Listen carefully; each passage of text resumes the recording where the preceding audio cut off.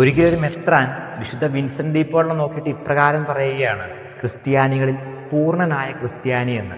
അപ്പോൾ തന്നെ അദ്ദേഹം തിരിച്ചു മറുപടി പറയുകയാണ്, അല്ല, ഒരിക്കലുമല്ല, പാപികളിൽ ഒന്നാമനാണ് ഞാൻ എന്ന്.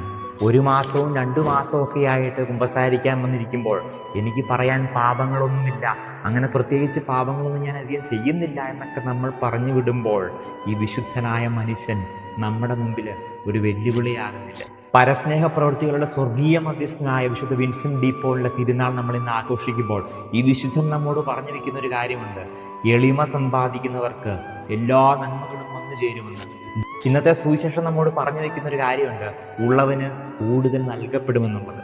തനിക്കുള്ള തൻ്റെ കഴിവുകളെല്ലാം അത് ദൈവമഹത്വത്തിനും സഹോദരയുടെ നന്മയ്ക്കും വേണ്ടി ഉപയോഗിച്ച വിശുദ്ധനാണ് വിശുദ്ധ വിൻസെന്റ് ഡി പോൾ. മറ്റുള്ളവർക്ക് നിങ്ങൾ ചെയ്തു കൊടുക്കുന്നതെല്ലാം എനിക്ക് തന്നെയാണ് ചെയ്തു തന്നത് എന്ന ഈശോയുടെ വാക്കുകൾ ഇതിനോട് ചേർത്ത് വെച്ച് വേണം നമ്മൾ വായിക്കാനായിട്ട്.